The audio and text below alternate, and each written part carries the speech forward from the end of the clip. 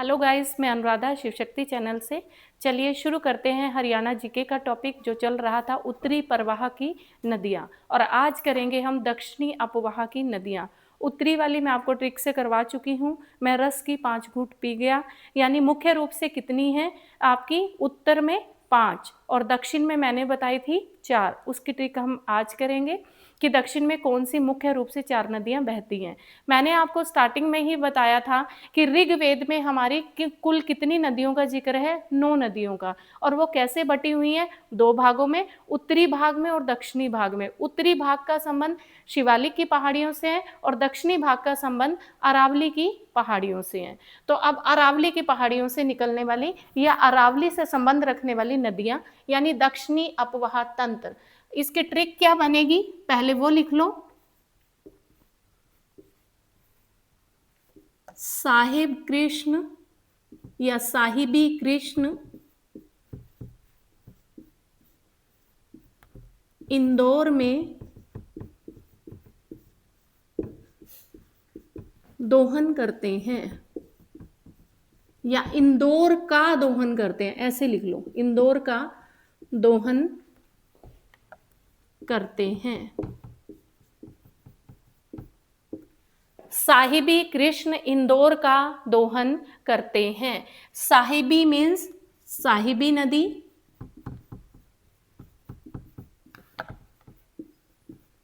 Krishna means यहां लिख देती हूं, साहिबी जो डिफाइन कर रहा है साहिबी नदी को, कृष्ण कृष्णावती,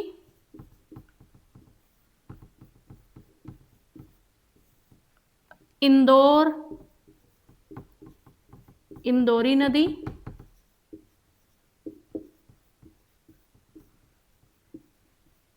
दोहन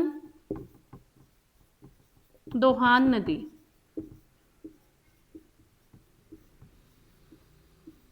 ठीक है, यानी ट्रिक रहेगी हमारी साहिबी कृष्ण इंदौर का दोहन करते हैं। तो साहिबी नदी कृष्णा नदी यानी कृष्णावती, इंदौरी नदी, ठीक है, दोहान दोहन से बना है तो दोहान नदी। जिस प्रकार हमारे उत्तरी भाग में यमुना मुख्य रूप से बहती है, वैसे ही दक्षिणी भाग की मुख्य नदी कौन सी रहेगी आपकी, साहिबी रहेगी। तो सबसे पहले हम साहिबी नदी के बारे में पढ़ेंगे कि साहिबी नदी कहाँ से उद्गम होती है, उद्गम स्थल कहाँ है, और हरियाणा में इसका प्रवेश कहाँ से होता है, इसकी कुल लंबाई कितनी है।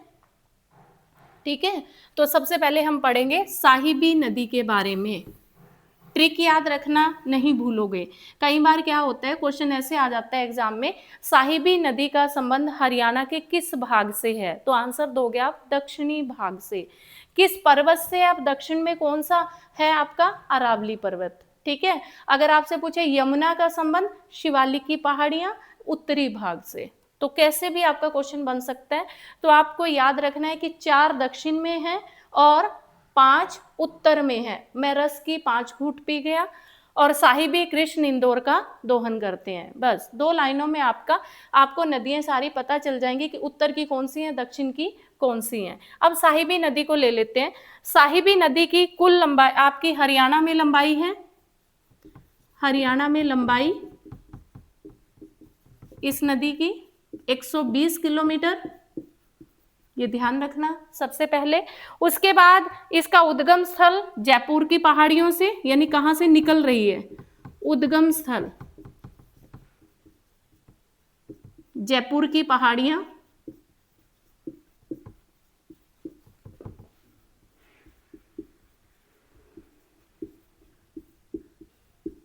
ये तो है पीछे से उद्गम स्थल, यानी जहां से स्टार्ट हो रही है।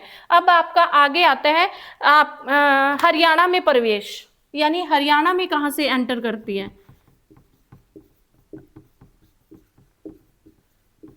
दोनों अलग अलग क्वेश्चन हैं आपके। अगर आपसे पूछा जाए कि साहिबी नदी का उद्गम स्थल बताइए, तो आंसर रहेगा जयपुर की पहाड़ियां।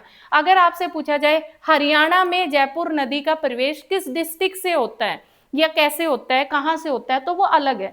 कोट कासिम के पास रेवाड़ी जिले से हरियाणा में प्रवेश करती है। ध्यान रखना, कोट कासिम जगह है, कोट कासिम के पास यानी यहां से जब निकलेगी तो पहले कोट कासिम, कोट कासिम के पास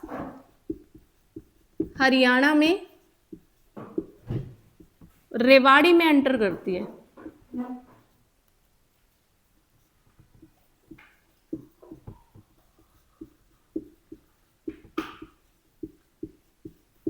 ये ध्यान रखना है आपको, ठीक है।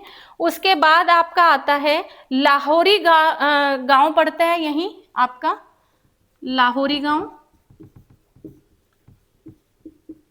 लाहौरी गांव से ये कहाँ चली जाती है, झज्जर में चली जाती है। लाहौरी गांव के पास झज्जर में एंटर करती है, उसके बाद गुरुग्राम में, लाहौरी गांव के पास झज्जर में, फिर गुरुग्राम में, और गुरुग्राम के कुटानी गांव के पास निकलकर रोहतक में एंटर कर जाती है। गुरुग्राम में कुटानी गांव है आपका, कुटानी गांव से निकलकर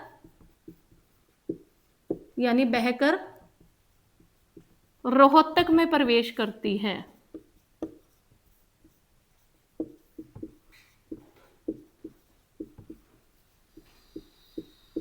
यानी इस प्रकार ये डिस्ट्रिक्ट कवर करती चली जाती है। देखो जो पीछे से आ रही है यानी जहां से ये निकल रही है वो है आपकी जयपुर की पहाड़ियां। उसके बाद हमारे हरियाणा में एंटर पूछें तो कोट कासिम पड़ता है रास्ते में, कोट कासिम के पास हमारे हरियाणा में रेवाड़ी में आकर सबसे पहले एंटर करती है। रेवाड़ी में लाहौरी गांव के पास जाती है यानी वहां से निकलती है और फिर झज्जर में एंटर कर जाती है। फिर आपके गुरुग्राम में और गुरुग्राम के कुटानी गांव से निकलकर फिर कहाँ आ जाती है बहती हुई, रोहतक में एंटर करती है। तो ये आप ध्यान रखना कौन कौन से डिस्ट्रिक्ट आ रहे हैं, रोहतक, गुरुग्राम, झज्जर और मेनली जहां से ये एंटर हुई रेवाड़ी, ठीक है। अब आपसे पूछा जाता है, इतना नोट कीजिए फिर आगे बढ़ते हैं।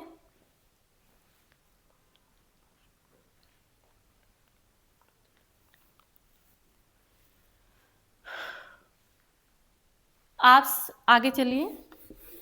आपसे क्वेश्चन पुट होता है मोस्टली पेपर में कि मसानी बांध कहाँ है, मसानी बांध,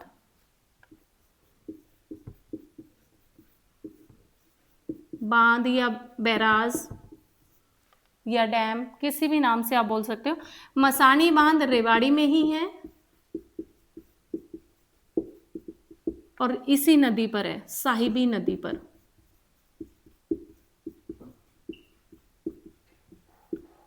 ठीक है। कुछ भारतीय विद्वानों का कहना है, भारतीय विद्वान जिन्होंने रिसर्च की है,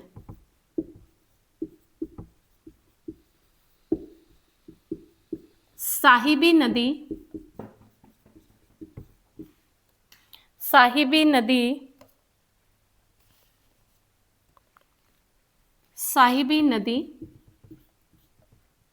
मसानी बांध से होते हुए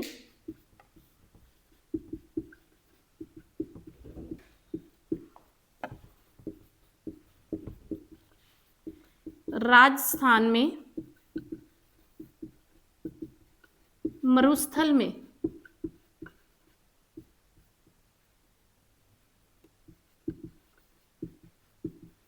विलीन हो जाती है यानी लुप्त हो जाती है।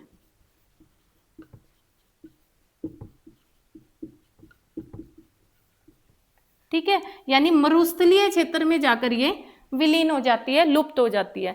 यानी कुछ विद्वानों ने रिसर्च की है जो ये मसानी बांध से निकलती है उसके बाद मरुस्थलीय क्षेत्र में एंटर करती है और वहां जाकर ये लुप्त हो जाती है। तो साहिबी नदी आपसे पूछा जाए मसानी बांध कहाँ है, रेवाड़ी में है। और कौन सी नदी पर है, साहिबी नदी पर है। आप बोल सकते हो रेवड़ी खाने से मसे हो गए, तो ट्रिक बना सकते हो, साहेब को रेवड़ी खाने से मसे हो गए। तो साहेब मीन्स साहिबी नदी, रेवड़ी मीन्स रेवाड़ी, मसे मीन्स मसानी। तो आपका ये क्वेश्चन तैयार हो जाता है कि साहेब को रेवड़ी खाने से मसे हो गए हैं। तो यानी मसानी बांध रेवाड़ी में, कौन सी नदी पर, साहिबी नदी पर। अब कैसे कैसे एंटर करती है ये आगे देखो।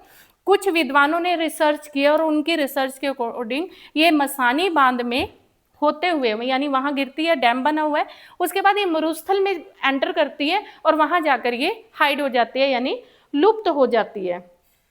और कुछ विद्वान क्या कहते हैं, ये तो हमारे भारतीयों की है, ठीक है, भारतीय रिसर्च लगा लो, भारतीय सर्वेक्षण लगा लो, कुछ भी लगा लो, ये तो सर्वेक्षण के अकॉर्डिंग है, जो उन्होंने सर्वे किया है। और कुछ विद्वान और भी हैं, ये तो इंडियन सर्वे है उसके अकॉर्डिंग है। अब कुछ विद्वानों का क्या मानना है वो भी जानिए।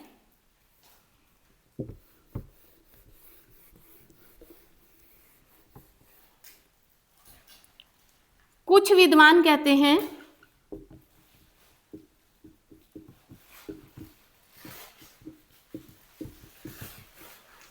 कि ये दिल्ली के ढांसा बांध में पहुंचकर नफजगढ़ में फैल जाती है। ये दिल्ली के ढांसा बांध में पहुंचकर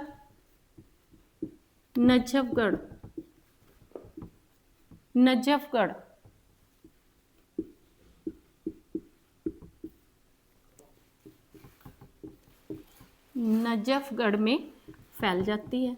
जगह का नाम है, कुछ का कहना ये है, जबकि हमारे इंडियन सर्वे के अनुसार, भारतीय सर्वेक्षण के अनुसार ये मरुस्थल में जाकर लीन हो जाती है, यानी लुप्त हो जाती है। और कुछ विद्वान कहते हैं कि ये दिल्ली में एंटर करती है और दिल्ली में आपका ढांसा बांध है, ढांसा बांध में पहुंचकर ये नजफगढ़ में फैल जाती है।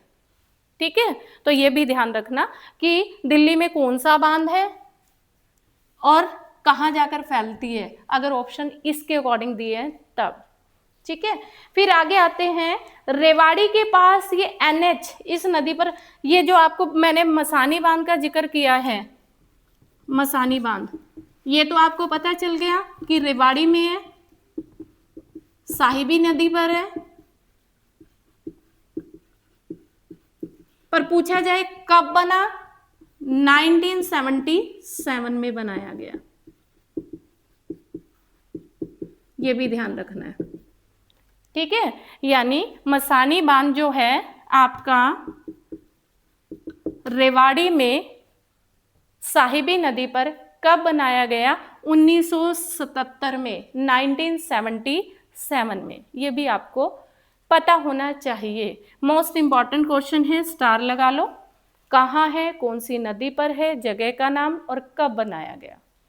ठीक है, नोट कर लीजिए। और अगर आपसे पूछे कि साहिबी नदी की सहायक नदी कौन सी है, साहिबी की सहायक नदी, तो वो है इंदौरी।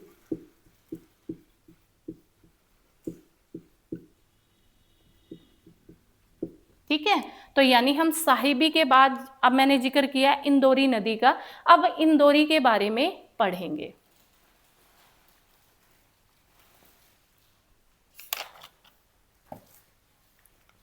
ये हो गया है, चलिए अब इंदौरी नदी के बारे में जान लेते हैं।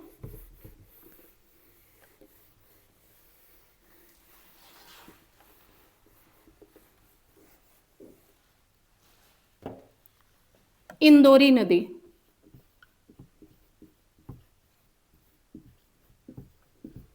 सबसे पहले किस प्रकार की नदी है, बरसाती है। जैसे हमने ऊपर पढ़ा था मारकंडा कैसी नदी है, बरसाती है, तो आपकी इंदौरी भी कैसी है, बरसाती नदी है। दूसरा, इसका उद्गम स्थल है बहरोड की पहाड़ियां, यानी कहाँ से निकलती है ये, उद्गम है बहरोड की पहाड़ियां। और ये कहाँ है पहाड़ियां, बहरोड की पहाड़ियों से इसका उद्गम स्थल है। और बहरोड की पहाड़ियां मैंने पूछा कहाँ है, तो जयपुर। ठीक है, उसके बाद है आपका जयपुर। हरियाणा में कहाँ से प्रवेश करती है? हरियाणा में प्रवेश,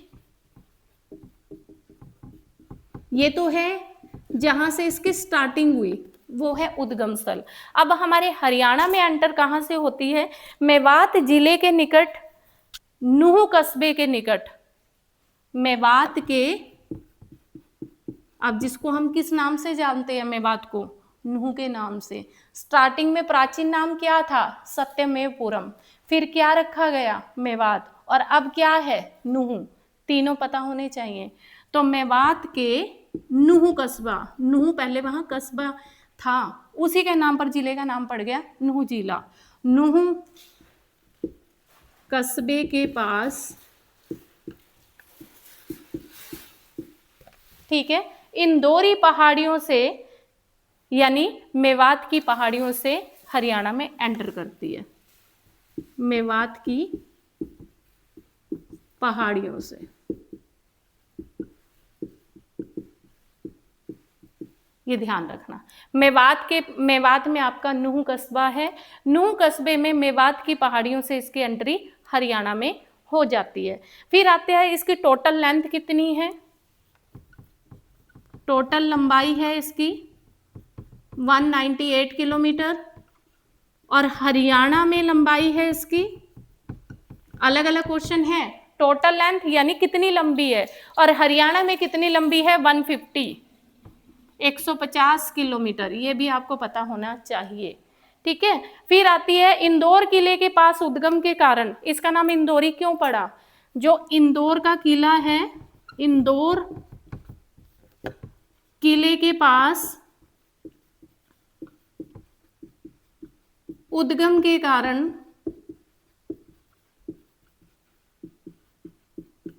इंदौरी नदी के नाम से जानी जाती है, इंदौरी नदी के नाम से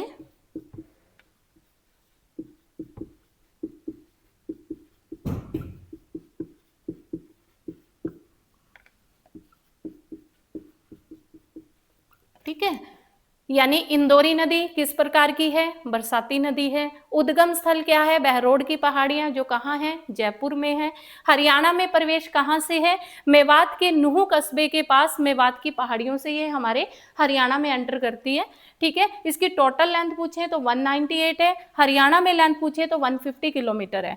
इंदौर किले के पास उद्गम होने के कारण, इंदौरी का किला है यानी इंदौर का किला है, उद्गम होने के कारण इस नदी का नाम क्या पड़ा है? इंदौरी नदी, ठीक है। इंदौरी नदी के बारे में सब कुछ जो इंपॉर्टेंट था मैं आपको लिखवा चुकी हूँ, इससे बाहर कुछ नहीं मिलेगा आपको।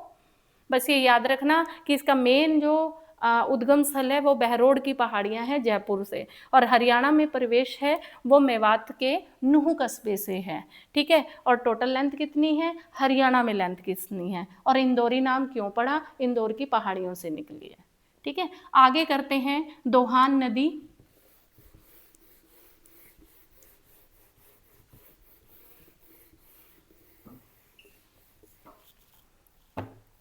मौसमी नदी है दोहान, दोहान भी बोलते हैं, दोहन भी बोलते हैं। दोहान नदी आपकी कैसी है? मौसमी है, जैसे घग्गर मौसमी थी, मौसमी नदी है, ठीक है। जैसे मारकंडा बरसाती है, ठीक है, तो हमारी साहिबी भी कैसी है? बरसाती है, ठीक है। इंदौरी भी कैसी है? सॉरी, बरसाती है। जैसे हमारी घग्गर मौसमी है, ऐसे ही दोहान भी कैसी है? मौसमी है। आप देखिए ये मौसमी नदी है, इसका उद्गम स्थल, और ये किसकी सहायक है? ये साहिबी की सहायक है। अभी हमने जो पीछे पढ़ी थी वो भी किसकी सहायक थी? इंदौरी, साहिबी की, साहिबी की सहायक नदी है,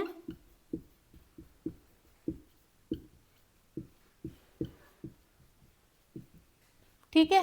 उसके बाद इसका उद्गम स्थल आपसे पूछ ले, जयपुर की पहाड़ियों में स्थित नीम के थाना से उद्गम, जयपुर की पहाड़ियों में स्थित जगह का नाम है नीम का थाना, ये जगह है नीम का थाना से निकलती है। ये इसका उद्गम स्थल है। जयपुर की पहाड़ियों में स्थित है आपका नीम का थाना, जगह का नाम है, वहां से ये निकलती है। उसके बाद आता है राजस्थान में 29 किलोमीटर बहने के बाद, राजस्थान में कितनी बहती है? 29 किलोमीटर बहने के बाद हमारे हरियाणा में एंटर करेगी। बहने के बाद महेंद्रगढ़ के पश्चिमी भाग से हरियाणा में प्रवेश कर जाती है। महेंद्रगढ़ के पश्चिमी भाग से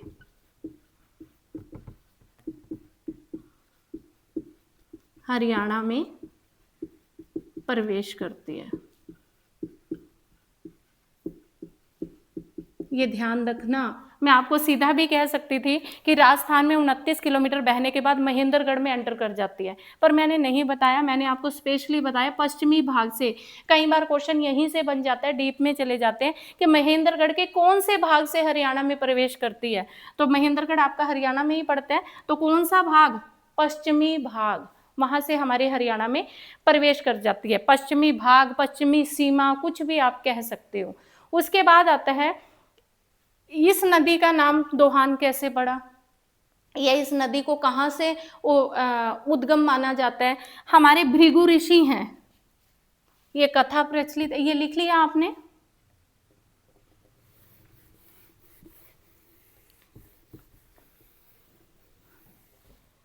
भृगु ऋषि हैं हमारे, भृगु ऋषि की पत्नी,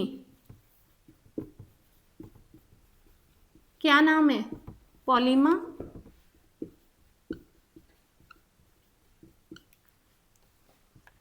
के नेत्रों से इस नदी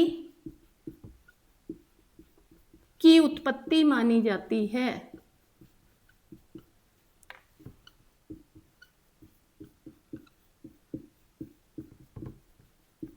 कई बार क्वेश्चन क्या पूछते हैं, किस ऋषि की पत्नी की नेत्रों से उद्गम हुई थी? कई बार पूछते हैं किस ऋषि, यानी ऋषि का नाम पूछ लिया। कई बार पूछ लेते हैं भृगु ऋषि की पत्नी का नाम बताइए जिसके नेत्रों से दोहान नदी उत्पन्न हुई थी। तो अब आपसे पत्नी का नाम पूछ लिया, पॉलीमा। ठीक है, पॉलीमा के नेत्रों से इस नदी की उत्पत्ति मानी जाती है। ये कथा इसके बारे में प्रचलित है। ठीक है, तो दोहान नदी हम पढ़ चुके हैं, कैसी है? मौसमी नदी है। एंटर कहाँ से होती है? आपको ये भी बता दिया मैंने। उद्गम स्थल है जयपुर की पहाड़ियों से, और हमारे हरियाणा में उद्गम स्थल कहाँ से है? महेंद्रगढ़ से। यानी राजस्थान में 29 किलोमीटर बहने के बाद महेंद्रगढ़ के पश्चिमी भाग से हमारे हरियाणा में एंटर कर जाती है। और कहा जाता है, कथा प्रचलित है कि भृगु ऋषि की पत्नी है जिनका नाम है पॉलीमा, उनके नेत्रों से यानी उनके आंसुओं से ये नदी उत्पन्न हुई थी। ठीक है, अब लास्ट आपकी बचती है कृष्णावती, उसको भी यही कर देती हूं। कृष्णावती, कृष्णावती नदी उद्गम स्थल है जयपुर के पास की पहाड़ियां। आपने एक बात नोट की होगी, जो दक्षिण की हैं वो मोस्टली आपकी जयपुर की पहाड़ियों से ही हैं। जयपुर के पास की पहाड़ियों से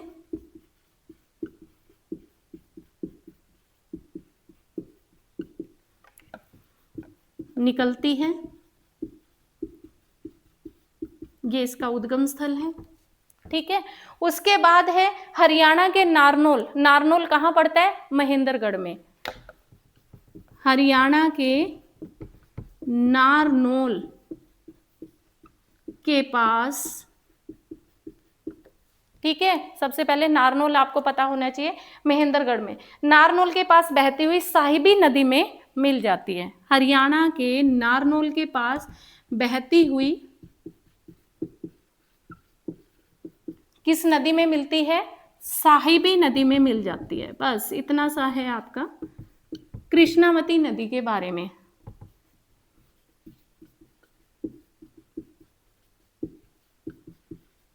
जो पूछा जाता है ज़्यादा इम्पोर्टेंट नहीं है, फिर भी आपको बता देती हूँ। कृष्णावती जयपुर के पास की पहाड़ियों से निकलती है, जो जयपुर के पास हमारी पहाड़ियाँ पड़ती है उनसे तो इसका उद्गम स्थल है। उसके बाद हरियाणा में आपका नारनौल है, महेंद्रगढ़ में। महेंद्रगढ़ के नारनौल के पास से बहती हुई आपसे पूछा जाए किस नदी में मिलती है कृष्णावती, तो आपका आंसर रहेगा साहिबी नदी में मिलती है। एक कंफ्यूजन आपकी दूर कर देती हूँ, अगर ऑप्शन में नारनोद होगा तो वो नारनोद कहाँ पड़ता है आपका, वो आपका महेंद्रगढ़ में नहीं है, हिसार में नारनोद है और महेंद्रगढ़ में नारनौल है। ये दो चीजें याद रखना, ऑप्शन में नारनोद भी हो सकता है, नारनोद हमारा महेंद्रगढ़ में नहीं पड़ता, नारनौल महेंद्रगढ़ में पड़ता है। ठीक है, तो नारनौल के पास बहती हुई कौन सी नदी बह रही है वहां, साहिबी नदी, और साहिबी नदी में जाकर मिल जाती है। जब मैंने आपको साहिबी पढ़ाया है तो उसमें महेंद्रगढ़ का आपको जिक्र किया है, तो वहां साहिबी नदी बह रही है, ये उसमें जाकर एंटर कर जाती है। ठीक है, तो ये थी हमारी दक्षिणी अपवाह की नदियां, जो मैंने एक ट्रिक के माध्यम से आपके सामने प्रस्तुत की हैं और उसके बारे में आपको सारी डिटेल भी दे दी है। उम्मीद करती हूँ कि आपको दक्षिणी अपवाह की सारी नदियां क्लियर हो गई होंगी। कल मिलते हैं अगले टॉपिक के साथ। अगला टॉपिक जानने के लिए, समझने के लिए, ट्रिकों को जानने के लिए मेरे साथ जुड़े रहिए। मैं अनुराधा शिवशक्ति चैनल से, मेरे चैनल को लाइक कीजिए, सब्सक्राइब कीजिए और कमेंट कीजिए, और ये भी बताइए कि आपको कंटेंट कैसा लग रहा है। धन्यवाद।